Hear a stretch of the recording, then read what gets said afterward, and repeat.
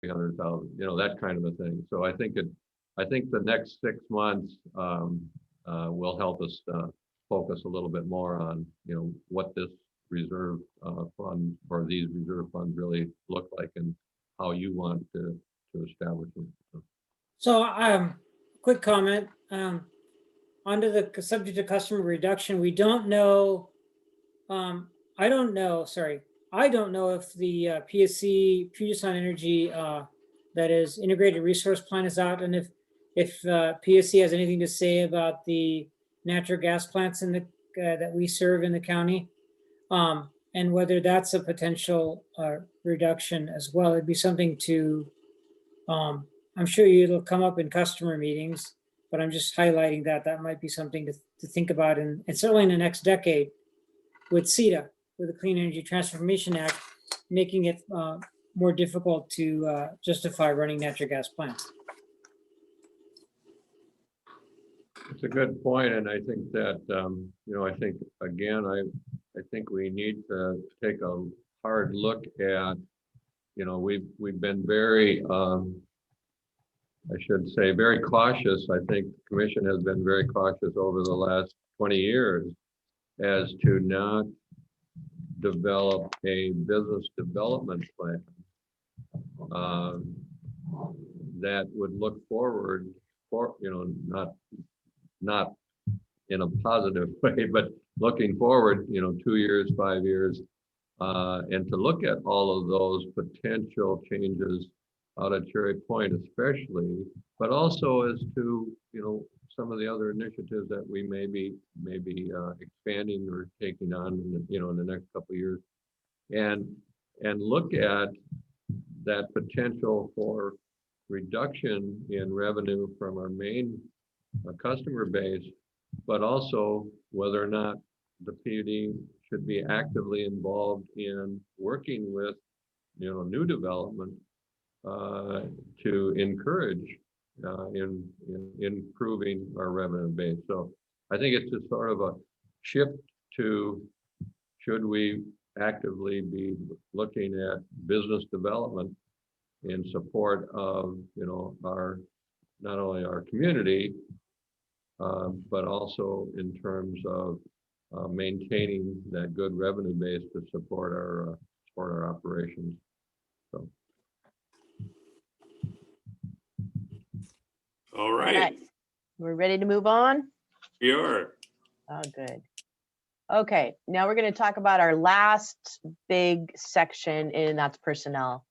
As Steve alluded to earlier, we have a lot of projects and a lot of potential projects, and then just standard need for, I think the term we're using is employee bandwidth or staff bandwidth. And so right now we are projecting to possibly adding 4 new positions next year, and those are listed down at the bottom of the slide. Those would be added over the year. You can see how much is included in the budget. So for example, power resource analyst would be hired. Right now, I have it budgeted in there for 6 months. So right about July 1st. So power resource analyst, just kind of lightly touching on each one.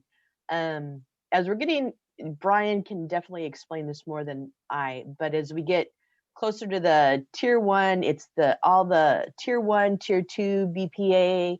If we get a new high load customer, that is highly complicated and will take a lot of employee bandwidth to figure out. So we're pretty safe in thinking that we would need to add another position there. Telecom, if that goes forward, it's starting to take up more of our time.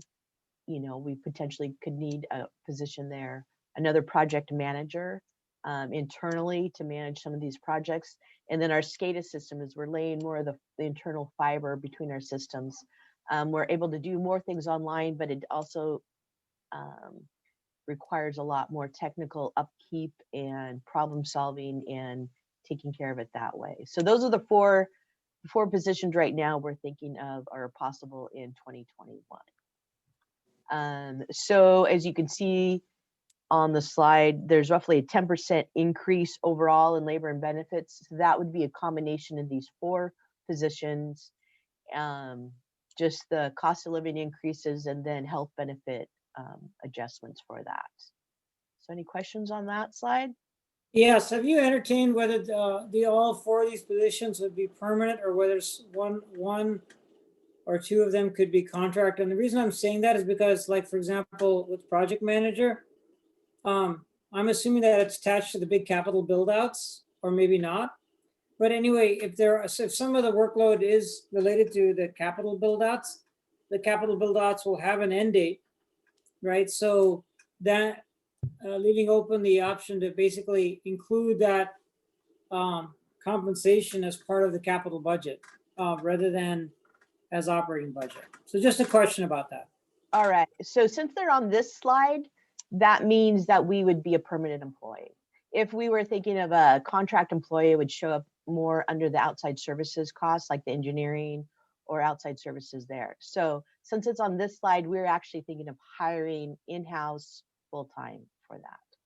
Yeah, okay. And I'm just throwing that idea out there as we move forward at some of the options of how to address, expansion. Okay. And Annette, it looks like you separated out the new employees, or at least some of the employees, for capital versus operations. So I assume that they're picked up in the capital budget. Basically, what I have settled on is as our capital project dollar amounts increase, that capital project allocation increases. So that will vary over time as our capital projects increase. It's not because the labor that's associated with the capital projects is across the board. It'll be water operators, it'll be project managers, it'll be, it'll be everybody will contribute to that. So instead of going through and allocating each position's guesstimated on hours per project, it's just a percentage applied across the capital project total. Well, Jeff, thank you, Commissioner McClure, thank you for bringing that up. Now I understand something that I didn't understand before you asked it. And now it just occurred to me, should this capital projects allocation vary year to year, or do you keep it the same? Does. Oh, it does, okay. Depending on how capital intensive our activities are that year, is that right? Correct. Annette? All right, it's in there, thank you. Yes. Yeah, Annette, or Steve too, if you want to. The 4 positions, though, I don't see that including some of the other ones that we've discussed. A general manager, bringing someone on now, preparing for 2022. I don't see anything on water. We talked about maybe possibly having someone deal with water issues. We're looking at broadband. So do we have to have someone for that? Has those been discussed, Steve, Annette? The broadband would come under the telecom project manager. We didn't title it broadband. We entitled it for now telecom project manager. The other needs such as potential replacement for GM, we have not budgeted dollar amounts for an overlap in 2021, but there are dollars set aside, as Annette indicated in an earlier slide, for staff retirement. So, I mean, if something would occur in that position in 2021, there's sufficient dollar amounts to, you could take it out of that line item. In terms of potential doing search for a new general manager in 2021, we don't have anything specific in the budget right now for the cost of hiring a search firm and advertising, that kind of thing. But those dollar amounts would not be significant enough that it would impact. We could, I'll call it. We could say, I can say that we could find those dollars to do that piece in 2021 if the commission decided to do that. In terms of the water supply, water management, and so forth, no, we don't have anything adding an individual or someone on staff in 2021 beyond what we have right now. But again, if we go back to the one slide that Annette had on, on business development, we had those areas of, adjudication, watershed or water supply management.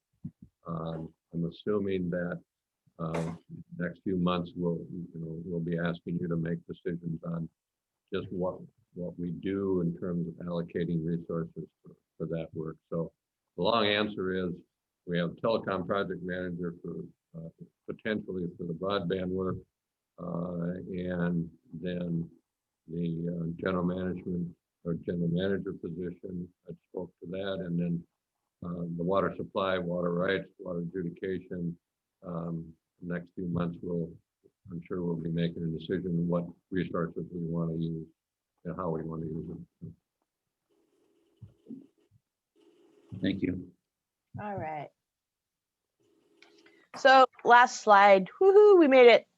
Just upcoming, what we are doing is next week, we do have Zoom meetings with our 2 customer groups on Monday and Tuesday. And then we're going to take the comments that we received from you. So we're asking you to contact or email either myself or Steve with any comments, questions, anything like that. We'll take that along with our customer contacts and go through and tweak the budget, and then do a second presentation at the end of November along with the public hearing. And then first meeting in December, we're looking at approving the rates and the budget. Annette, could you send along, or maybe this is already available, the presentation that you gave us, could you email that to each of the commissioners? I can. It's also available on the website, but I Okay. will send it out. That would be great. Nice high-level summary. So that's really helpful to have as we're looking through the notebook as well. Sure. I can do Terrific. that. I'll talk a little bit about process too, when that's appropriate. Go ahead. Okay, so I'd like to request a Zoom call after the customer meetings. Next week, on behalf of the commission, I'm attending the what's that, insurance risk management group, PERMS. Luckily, I don't have to go to the worst neighborhood in the Northwest to go this time. So it's less likely to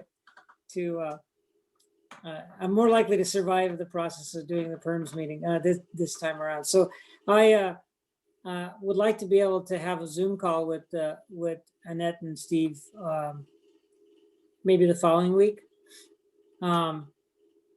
so that I can have time to review the packet, and I'll be kind of in a finance risk kind of mindset next week because of PERMS, and so I think it'd be a good time to benefit from that day-long meeting, and then come back with questions and do my best to pay homage to my preceding commissioner, Paul Kenner, and obviously nowhere near the expertise that he has in understanding risk, but I will do my best to do homage and ask the right questions the following week. So, Steve and Annette, what would be the most useful time frame for us to get information back to you? Is there a drop dead date that you would like us to have these conversations? Tomorrow. Yeah. Okay. No, the sooner the better, because I do need to incorporate it, and there's a lot of little pieces that you need to make sure line up when you do make changes to this budget. So I just want to have time maybe to. next week would be, and that then, out of respect for your request, and maybe I'm fine doing it next week too. And I'll get back with an email, and we can schedule it for sometime next week then, rather than the week after. I would suggest the commissioners, if it works, I would suggest that each of you do the same, that maybe we have an opportunity that the following week, the week of November 8th through the whatever it is, 12, that each of you do that you arrange an individual Zoom call with Annette and I. That'll give us, I think, enough time to prepare for the 24th of November. Okay, so let's set that as a goal if we each had an opportunity to do that with you during that week. Perfect, good. So I'd like to just suggest, I thought I heard Annette say she'd like the input sooner rather than later. So I was just looking at my calendar. November 5th and 6th next week would work for me. And they would both be after the PERMS meeting. So I'm willing to, Steve, if that's helpful for you, for staff, to do it next week as well. So just after the PERMS meeting. Okay, we can each individually set that up. It might be the week of the 8th to the 12th for me, just because I'm going to be out the better part of next week. So we'll get back to it. Well, I'd like to reiterate what Steve already said. Thanks to you and Ed and Steve and the entire staff for putting together what always is a very professional, well thought out presentation with plenty of detail for us to chew on. So another good example of doing that in this very difficult COVID pandemic time. What an unusual year. We'll look forward to reviewing this even more. Any other comments from my fellow commissioners before we move on? None. I'll take that as a no. We'll move on to the rest of the agenda. I got to organize my papers here. Steve, is there anything you'd like to add under the general manager's report? I just, no, the only thing I would have had, and Annette already spoke to it, but I'll just bring it up again, and that is that Annette and I, Annette's been leading that discussion with our Northwest Municipal Advisors and our bond counsel to develop a schedule for the issuance of our refinancing for 2010 bond, and then also adding some additional funding for a couple of our substation projects over the next couple of years here.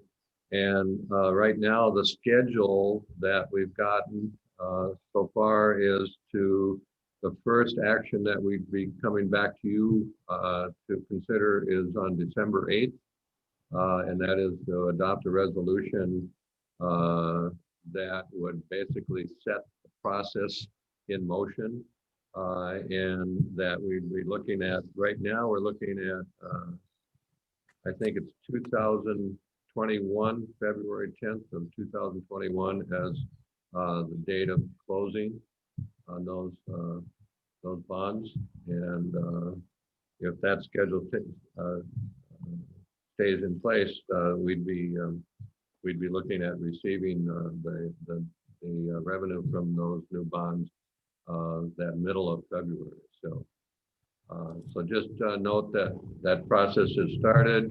We've had a couple of calls with our bond counsel and our municipal advisors. And as Annette said, we can't guarantee what that potential reduction in debt for those 2010 bonds is, but we're probably looking at somewhere between $300,000 to $350,000. So anyway, just wanted to make sure that you're aware that that process is in place and we're ongoing discussion. Very good. Thank you.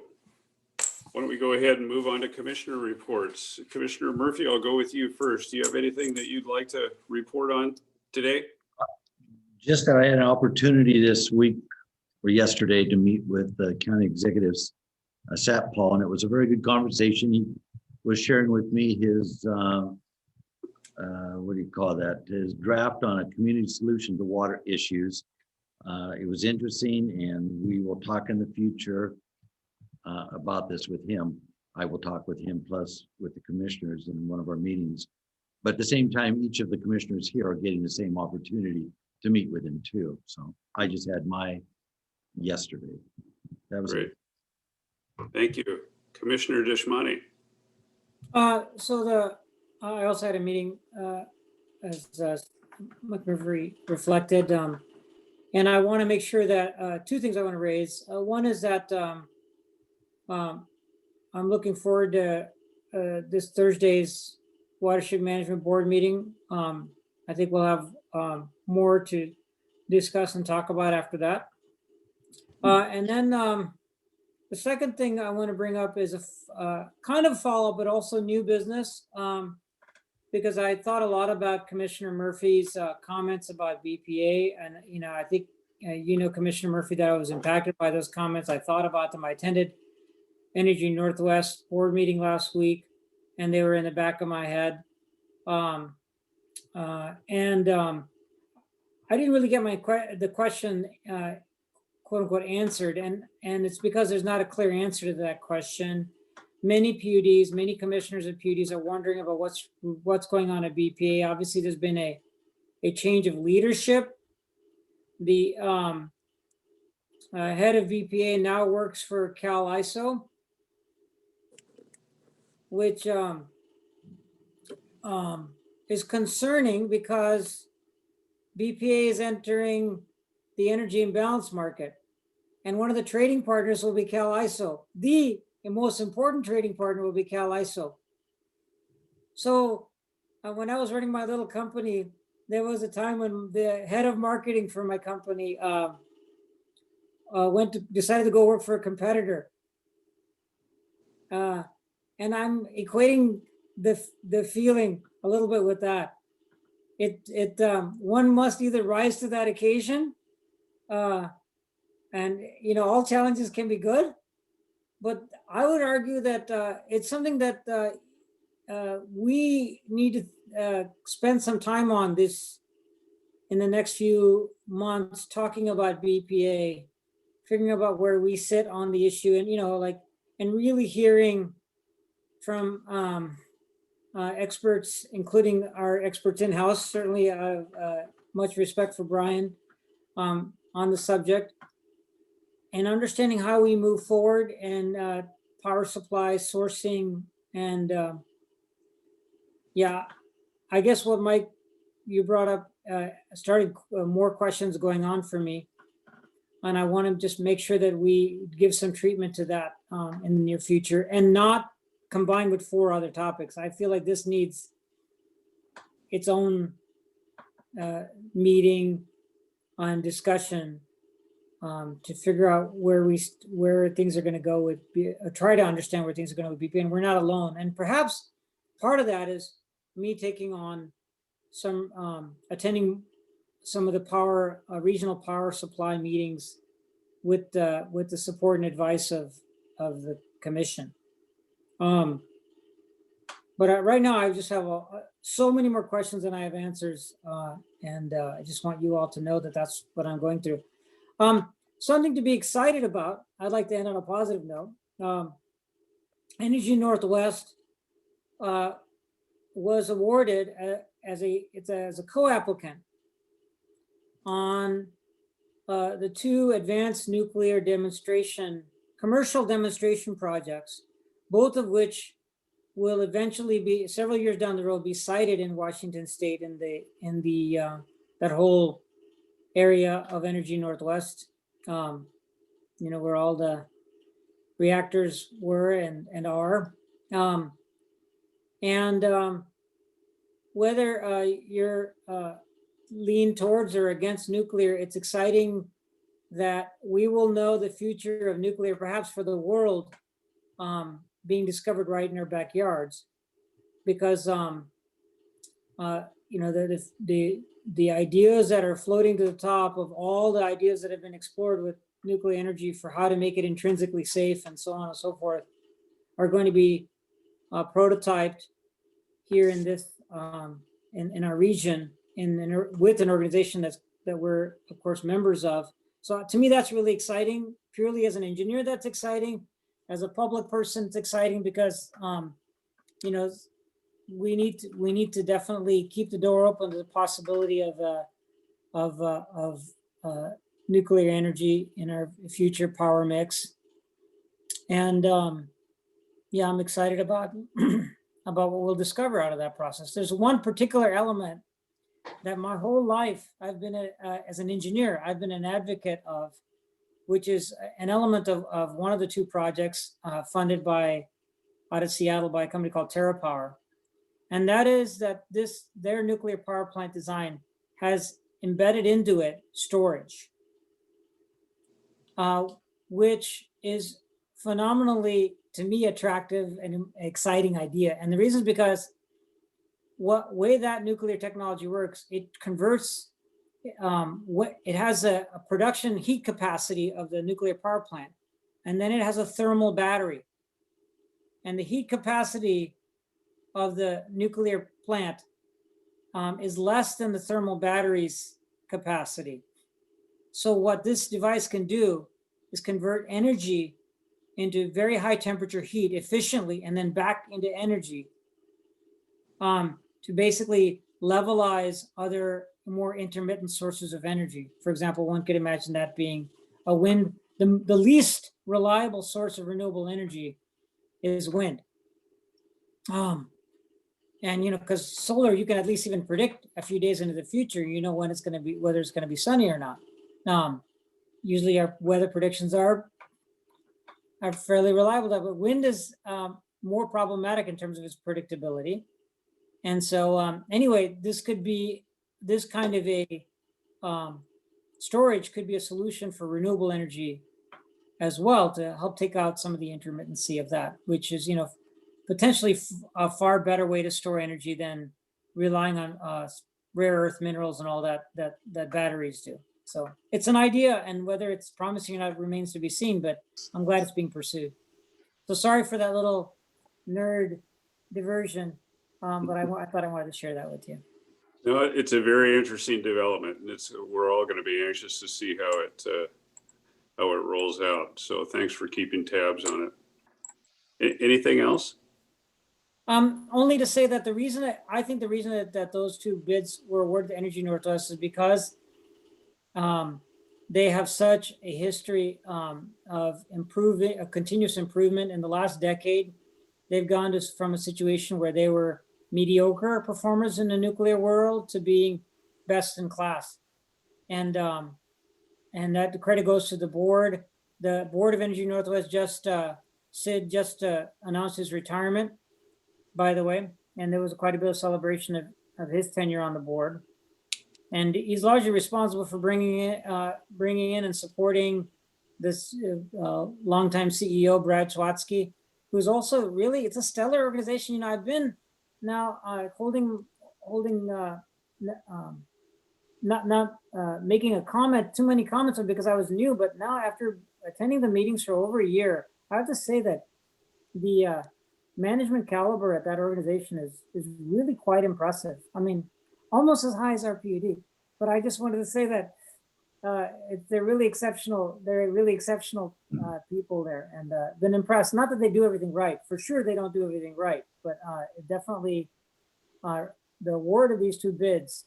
In a nationwide competition, there's a lot of smart people out there. For them to both come into our backyard is really a proof that this publicly owned enterprise is outperforming the private sector. Let's put it that way. In the most competitive race, one of the most competitive races there is. So that's the another vindication of public power too.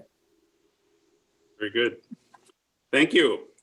Why don't we go ahead and move into public comment as well. I don't know, Steve or Rebecca, if anyone has indicated an interest in speaking during this time. Yes, I have Rick Miracle. I'm going to put him on right now. Rick, I suspect that you're going to tell us something about reserves. Well, that's actually one of three comments. The first is surrounding adjudication. And one of the things to keep in mind, this is going to be a long process. The adjudication in Yakima took 30 years, and that covered 2,300 water rights. Whatcom County in this area, there's over 5,000 certificated water rights. Plus they're doing groundwater with something between 15 and 30,000 exempt wells. This thing is going to be immensely complicated. So that should probably figure into your budget calculations. The second thing was the mention of combining the water utilities, and it sounds like this may have been the mechanism that the Grandview people have been wanting for some time to make sure that that somebody else covers the costs of their supplying them with water. And having separate utilities definitely makes it very clear exactly what the cost of supplying them with water, and if there are any cross subsidies, it's also very clear because you have to have line item for that, where the money comes from, where it goes back to. Once they're combined, Grandview becomes a small part of a much larger utility and has the potential there for getting lost in the noise. And lastly, on, again, as you mentioned, reserves. I'm not against reserves. Let me make that clear from the get-go. But what I am against are unallocated reserves. And the PUD had that once upon a time, and that was part of the enabling for the broadband fiasco 20 years ago, is that there was a big pile of pretty much unallocated money there that looked enticing. So reserves, if you need more, and again, for things that unknown, as Mike said, there's probably a case there, but whatever reserves you have need to, one, be allocated by utility, and secondly, allocated by purpose, so that there's not a big enticing fund of a pile of money sitting there. That was it. Very good. Oh, Rick, thanks for your thoughts as always. We appreciate it. we have Christine Grant wishing to speak, so I'm going to allow her to talk. Should be able to now. Christine, can you hear us? Let me just do this. Christine? Hi. Hi, everyone. I just wanted to let the PUD know about a grant opportunity through an organization called US Ignite, which is a smart cities organization. They've partnered with the National Science Foundation and have about $2 million that they are allocating for 5 proof of concept broadband deployments. And this same organization over the summer did a lot of research on and wrote a report looking at basically 5 different models for community broadband, from completely privately owned to public-private partnerships to sort of a fully public municipal broadband option. And so there's a webinar on November 10th explaining the opportunity. And I think it's a unique opportunity because if a recipient is successful, they will get technical assistance from this organization as well, which has done a lot of not only technical research on some of the different broadband solutions, but also they've really looked into different financing models for communities, kind of depending on the unique circumstances of the community. So I will send the link to you, Steve, but I think whether it's the port or the PUD or others, there could be opportunity here for Whatcom County to apply for this funding to begin looking particularly at last mile solutions for many of the parts of our county that we know are really underserved with broadband. So just wanted to share that this recent opportunity. Great. Thank you, Christine. You're Thank you. welcome. Looking forward to it. Thank you. Yeah. Rebecca, anyone else on the list? No. Okay. Shout out to the commissioners then, right? Then, so we can register for the webinar. Okay. Very good. So we will now, being that there's no other business on our agenda, we will have an executive session regarding potential litigation. John, do you have a sense of the duration of this? I would say 45 minutes is my guesstimate, if it works for Okay. you, Commissioner. I'm been keeping Mr. Mortimer apprised where we're at on this agenda, so he'll join in. Do you want to take a short break before we Please. start that? Why don't we, it's 9:50 now. Why don't we reconvene at 9:55? We'll take a 5-minute break and then we will reconvene in executive session. Commissioner Murphy. John, any action or are we going to say no action? No action will be occurring afterwards. Thank No you. action. We will reconvene in 5 minutes. Thank you, everyone. Both commissioners are here, so thank you to the public for waiting for us. Commissioner McClure could not return as the president, so I'm taking over to close the meeting. So I'm going to reopen the meeting, public meeting at 11:33. Is there anything else coming from the Commissioners Board at this time?